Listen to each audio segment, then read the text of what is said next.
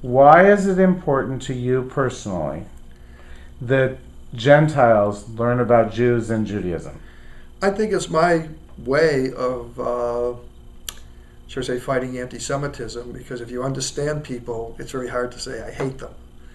So Jews are not considered as strangers, and then the stereotypes get taken out. And as far as I'm concerned, if I do that, then it makes my life safer, because my neighbors now, not as hostile. They understand where I am, where I'm coming from, where I'm going, and it makes my kids and my grandkids and so forth uh, able to live in a more accommodating environment. And so maybe that's a little selfish out of it, but it just makes life easier if we all get to know each other.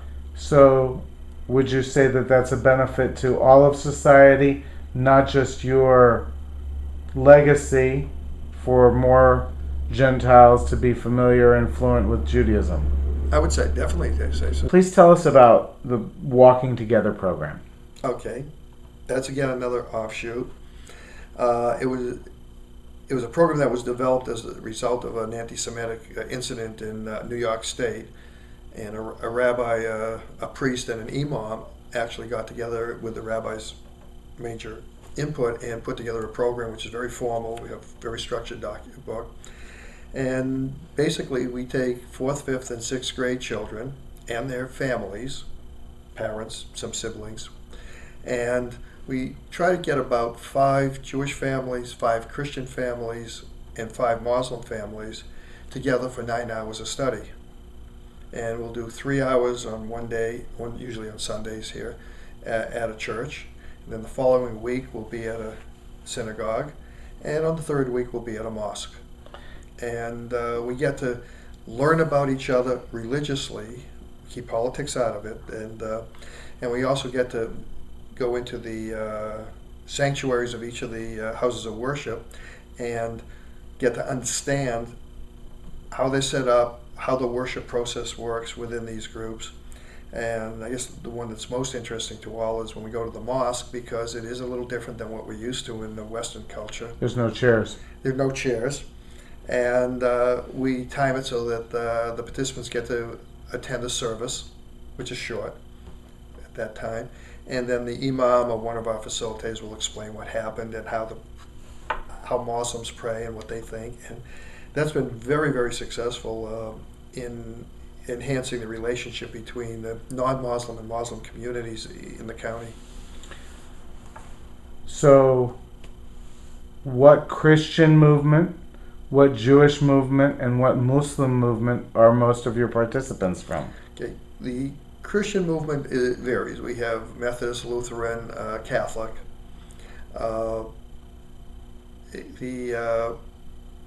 There's some denominations. Well, we're careful about how we do it, because there are some areas where if you get 2 people from the same Christian denomination, they'll be at arms with each other. So we watch a bit of that. So you would try to have not 3 Methodists, 1 Methodist, 1 Lutheran, 1 Catholic, 1 LDS, like that. We would get whatever we can get. Okay. Interestingly, our hardest problem, we're running the program for about 7 years, is finding Christians. Maybe there's a shortage of them in the county, or maybe by being the majority organization, they tend to feel as they don't need to participate in something like this. In the Jewish community, we tend to stay within the Reform movement. We have enough Reform temples here that we have 3, 4, 5 different temples participating on wherever we get the participants. And in the Muslim movement, we can either go to the Islamic Association of Orange County, Which is Sunni. And they have a number of mosques, and it's kind of strange because now my wife and I are regular visitors to the local mosque, which never would have thought would have happened. And the other group that we become active with is a group around here called Pacifica Institute, and that is the Turkish Muslim community. And where the Turks, as well as the majority of the Muslim community, are not Arab.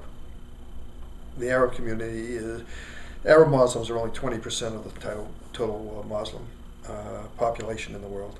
So what was really interesting, Every year we get invited to one of the iftar dinners at Pacific Institute.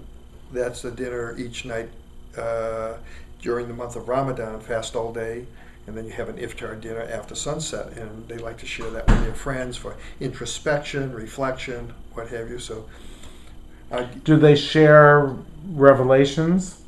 Like, if I'm practicing the fast all day and through my introspection, something occurred to me important, that's the kind of thing that I might share at that dinner? yes, we talk. The dinners are very informal. We sit around tables about this size, in multiple tables, and we try and make sure we have about a 50-50 mix at each table. And a lot of it is asking questions. They're curious about Judaism. Many of our folks are curious about Islam.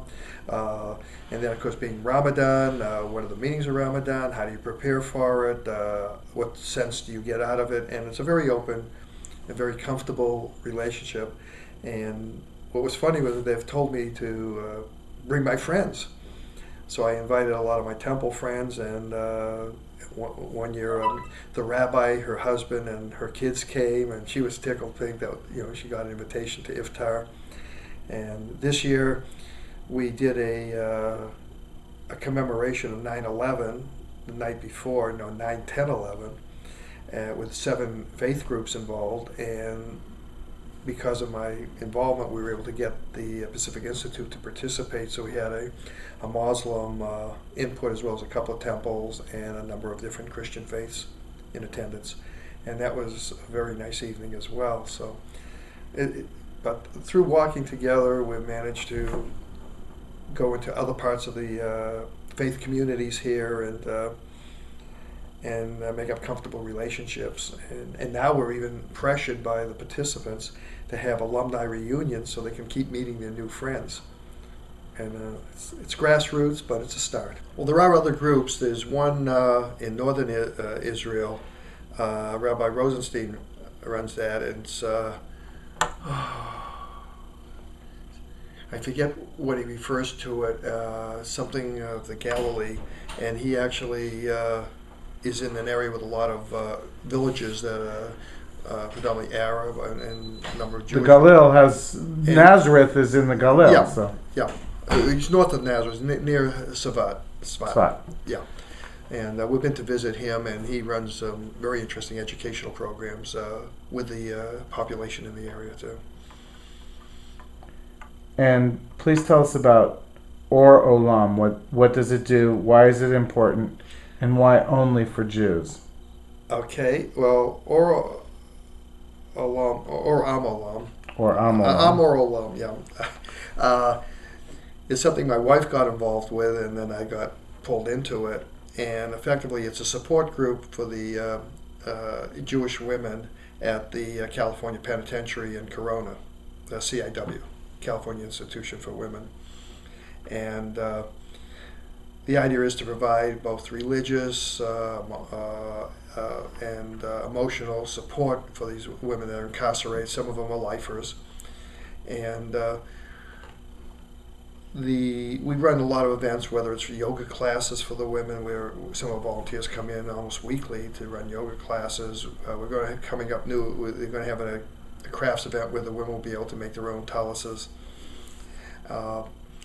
We just had a Simchas Torah celebration where a large number of visitors. We had about 40 inmates and about 60 visitors meet at the prison, and had a couple of Torahs there. We had a catered meal that we paid for them, and the women were able to dance around with the Torah, and we actually unscrolled the whole Torah, and as you're supposed to. As we're supposed to, and we had a band there to play, and we got a chance to sit. Each table had some inmates and some visitors, and we got to talk, with each other, and many of the people there, some of the inmates are not Jewish. They feel comfortable with the environment. Some of them just come because it gives them access. It's a free party. It gives them access to kosher food, which is better than the food they get at their commissary. One would hope. Yeah, and we're finding that the rabbis help support a lot of the non-Jews as well if they run into problems.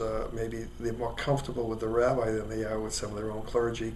Maybe it's the Jewish mindset or what have you. And I've gotten to meet interestingly, the Muslim liaison, who's an inmate, part of the Muslim group there, and it's interesting how the rabbi's been helping her because the imam only shows up about 1 hour, 2 hours a week. The rabbis are there full time, so when there are issues, the rabbi looks And after who pays this rabbi's salary? the state. But How many Jewish women are incarcerated in this institution? I don't know, 30 or 40 now. Because of the complexity of providing kosher food for all meals, the state has been moving all the Jewish prisoners to Corona. Sure. Not for discrimination to get them out of But that way they only have to do it one time. Exactly. So we're doing that. So as a result of my wife going up there every monthly, she has a permanent visitor's card, so she can go in and out on her own. And Without going through security again. well, no, she still goes through security, but she doesn't need an escort. I need an escort when I go there. I may take the training next year, so I'll have a permanent badge. And so she got me involved, and now I'm on the board.